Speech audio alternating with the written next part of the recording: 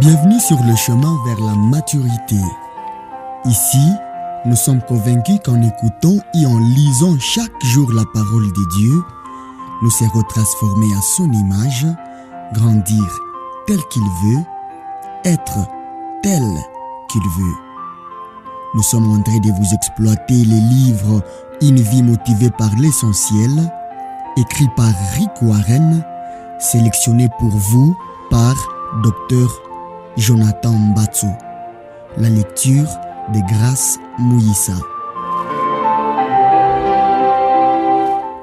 Nous sommes au 28e jour, le 28e chapitre. Il faut du temps. Il y a un temps pour tout, un temps pour toutes choses sous les cieux. Ecclésiaste 3, verset 1er. Tu es fermement persuadé. Celui qui a commencé à vous son œuvre bonne la poursuivra jusqu'à son achèvement au jour de Jésus-Christ. Philippiens 1, verset 6. Pour parvenir à la maturité, on ne peut pas brûler les étapes.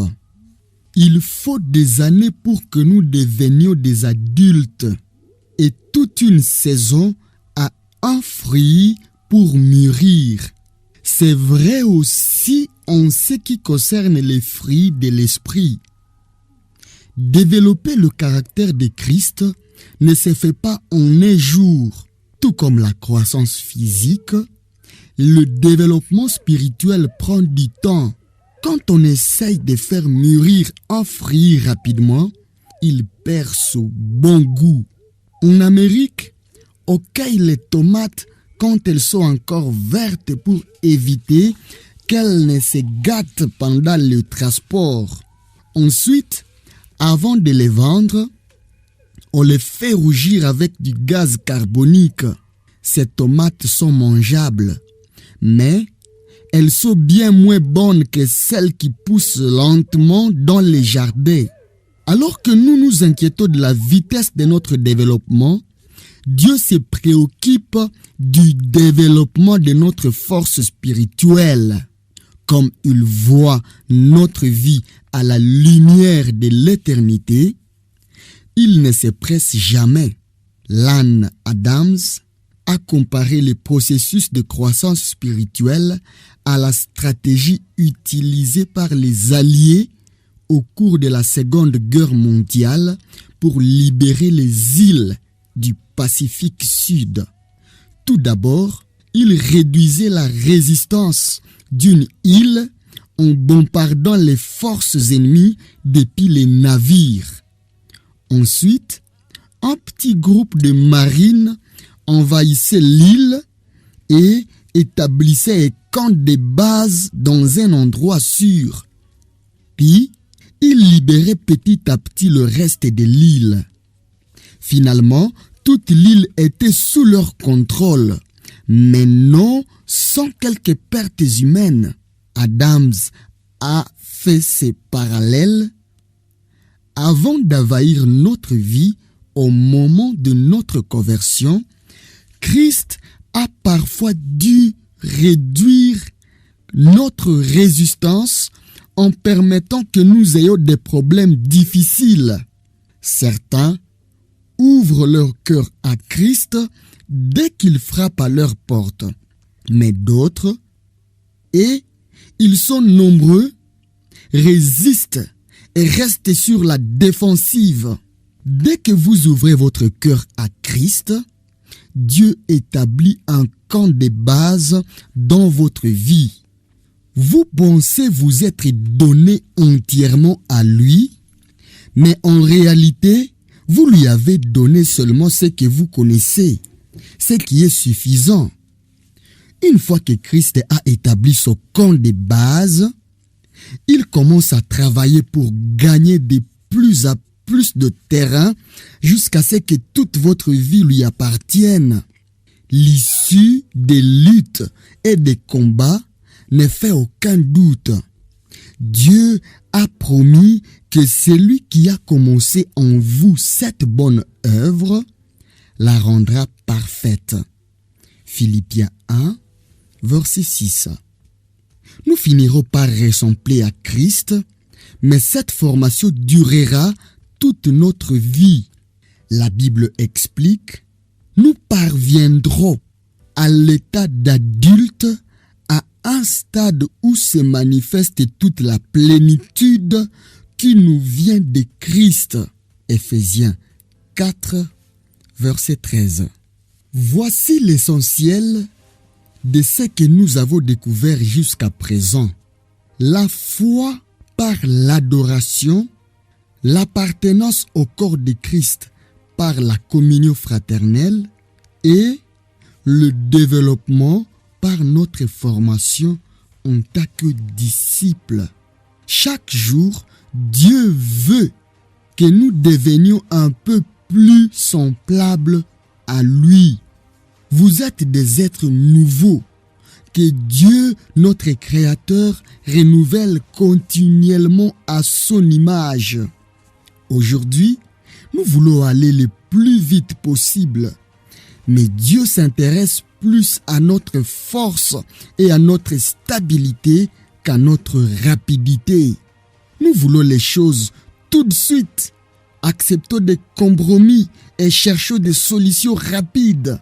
Nous croyons qu'une prédication, une conférence ou une expérience peut apporter la solution à tous nos problèmes et nous libérer de toutes nos tentations et souffrances.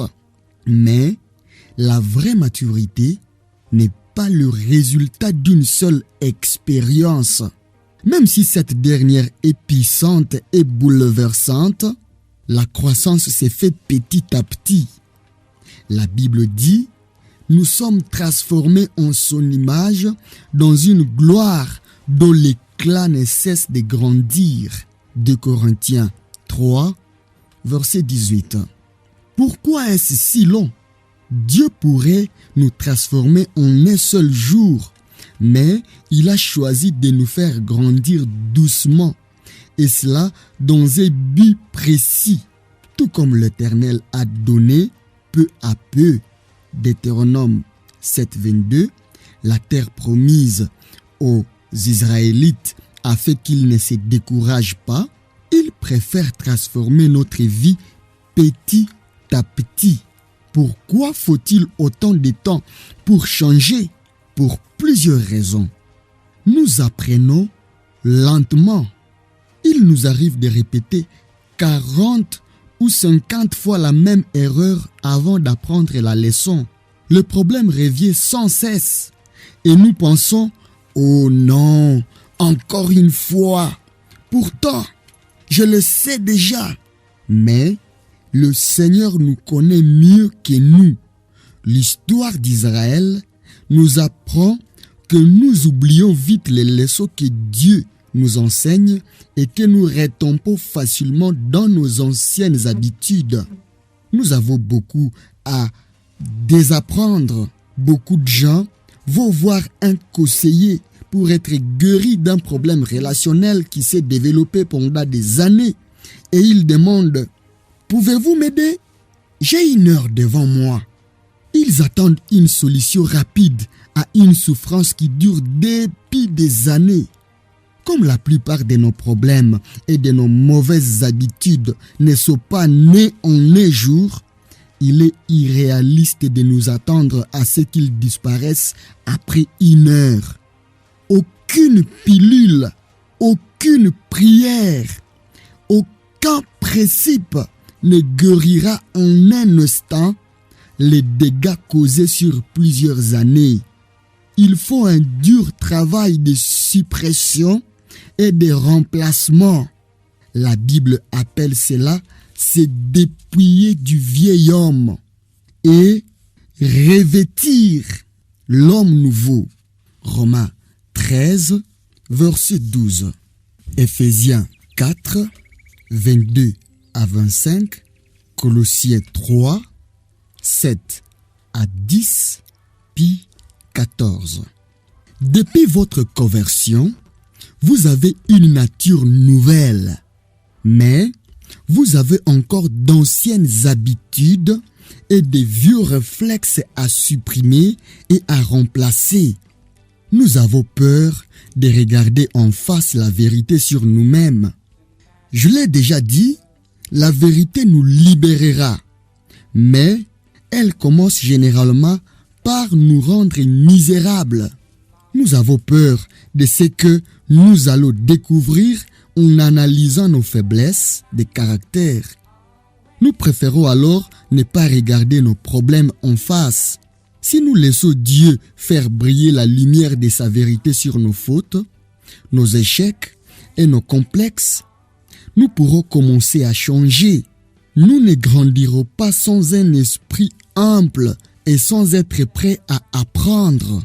La croissance est souvent douloureuse et impressionnante. En effet, la croissance nécessite un changement. Ce qui effraie et fait souffrir, personne n'aime les changements. Nous perdons quelque chose, comme une vieille habitude, même mauvaise, pour entrer dans l'inconnu. Nous hésitons par exemple à nous séparer d'une vieille paire de chaussures parce qu'elle nous convenait bien et que nous y étions habitués. Souvent, les gens construisent leur identité à partir de leurs défauts. Ils disent « je suis comme ça » ou « il faut me prendre comme je suis ». Ils se demandent « si j'abandonne cette habitude, oublie cette blessure ou mes complexes, est-ce que je me reconnaîtrai ?» Cette peur peut ralentir la croissance. Il faut du temps pour changer des habitudes. Vos habitudes révèlent votre caractère. Vous ne pouvez pas dire que vous êtes aimable si vous n'êtes pas toujours bon envers les autres. Vous pouvez dire que vous êtes intègre seulement si vous avez l'habitude d'être honnête. Un mari qui est fidèle à sa femme, la plupart du temps, n'est pas du tout fidèle. Vos habitudes définissent votre caractère. Il y a un seul moyen pour développer le caractère de Christ: prendre ses habitudes. Et pour cela, il faut du temps. Les habitudes ne se prennent jamais en un jour. Paul conseillait à Timothée: occupe-toi de ces choses. Donne-toi tout entier à elles afin que tes progrès soient évidents pour tous. 1 Timothée 4, verset 15. Si vous pratiquez régulièrement quelque chose, vous finirez par devenir très bon. L'entraînement mène à l'excellence. Les habitudes qui forment le caractère sont souvent appelées des disciplines spirituelles, et des dizaines de bons livres en parlent. Ne soyez pas trop pressés. Il y a plusieurs façons de collaborer avec Dieu pour parvenir à la maturité spirituelle. Croyez que Dieu œuvre dans votre vie même lorsque vous ne le remarquez pas. La croissance spirituelle prend du temps. Attendez-vous à une amélioration progressive. La Bible dit, il y a un temps pour tout et un moment pour toute chose sous le soleil. Ecclésiaste 3, verset 1er. Dans votre vie spirituelle, il y a aussi des saisons. Parfois, vous grandissez brusquement, le printemps. D'autres fois, vous faites du surplace et traversez des difficultés, automne et hiver. Qu'en est-il des problèmes, des habitudes et des blessures que vous aimeriez voir disparaître miraculeusement? Il est beau de prier pour un miracle, mais ne soyez pas trop déçus si Dieu vous répond en vous transformant petit à petit. Avec le temps, l'eau qui coule provoque l'érosion des rochers les plus durs. Après des décennies, une petite graine peut devenir on sait quoi, de plus de 100 mètres de haut. Enregistrez par écrit quelque part les leçons que vous avez apprises. Notez ce que Dieu vous a montré. que le Seigneur vous a enseigné et ce qu'il vous a appris sur lui, sur vous, sur la vie, sur les relations, etc., afin de pouvoir les relire, les apprendre et les transmettre à la génération suivante. Psaume 2, 19e vers. 2 Timothée 3, verset 14. Pourquoi? Parce que nous avons tendance à oublier ce que Dieu nous enseigne. Le simple fait de relire régulièrement vos notes peut vous éviter bien des souffrances inutiles. La Bible nous rappelle, nous devons nous attacher d'autant plus fermement à ce que nous avons entendu afin de ne pas être entraînés à notre perte. Hébreux 2, verset 1er. Soyez patients avec Dieu et avec vous-même. L'une des grandes frustrations de la vie, c'est que le temps de Dieu correspond rarement au nôtre. Nous sommes souvent pressés alors que Dieu ne l'est pas. Vos lents progrès peuvent vous décourager. Rappelez-vous que Dieu ne se presse jamais et qu'il est toujours à l'heure. Il utilisera votre vie afin de vous préparer pour l'éternité. Il utilisera toute votre vie afin de vous préparer pour l'éternité. Le Seigneur développe le caractère de ses enfants au travers d'un long processus, surtout le caractère des chefs. La Bible nous en donne plusieurs exemples. Il a fallu 80 ans à Dieu pour préparer Moïse, dont 40 ans dans le désert. Pendant 14 600 jours, Moïse a attendu et s'est demandé, le temps n'est-il pas encore venu? Mais Dieu a répondu, non, prends patience. Contrairement à ce que peuvent suggérer certains titres des livres populaires, il n'y a pas d'accès facile à la maturité, ni de secret pour une sainteté instantanée. Quand Dieu veut créer un champignon, il ne lui faut qu'une nuit. Mais pour faire un gros chêne, il prend un siècle. Les âmes grandissent au travers des luttes, des tempêtes et des périodes de souffrance. Armez-vous de patience. Jacques a dit, il faut que votre endurance aille jusqu'au bout de ce qu'elle peut faire pour que vous parveniez à l'état d'adulte et soyez plein de force. Jacques 1, verset 4. Ne vous découragez pas. Lorsque Habakkuk s'est découragé en pensant que l'Éternel n'agissait pas assez vite, ce dernier lui a dit, le moment n'est pas encore venu pour que cette révélation se réalise, mais elle viendra en temps voulu. Attends avec confiance. Même si cela paraît long, ce que j'annonce arrivera à coup sûr et à son heure. Habakkuk 2, verset 3. Les délais de Dieu ne sont jamais de retard. Ne regardez pas le chemin qui vous reste à faire, mais celui que vous avez déjà fait. Vous n'êtes pas là où vous le voudriez, mais vous avez déjà surmonté beaucoup d'épreuves.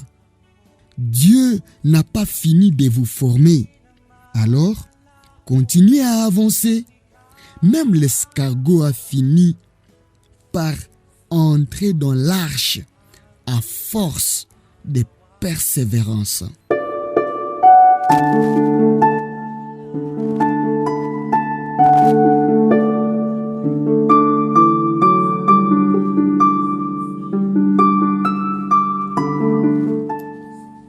Jour 28.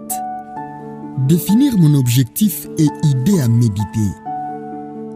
Pour parvenir à la maturité, on ne peut pas brûler les étapes. Verset à retenir, Dieu qui a commencé cette œuvre bonne parmi vous, la continuera jusqu'à son achèvement au jour de la venue de Jésus-Christ. Philippiens 1, verset 6. Question à me poser. Dans quel domaine de ma croissance spirituelle dois-je me montrer plus patient et persévérant? Objectif numéro 4. Vous avez été formés pour servir Dieu. Nous sommes simplement des serviteurs de Dieu. Chacun de nous accomplit les devoirs que le Seigneur lui a confiés. J'ai mis la plante en terre. Apollos l'a arrosée, mais c'est Dieu qui l'a fait croître. 1 Corinthiens 3, 5 à 6.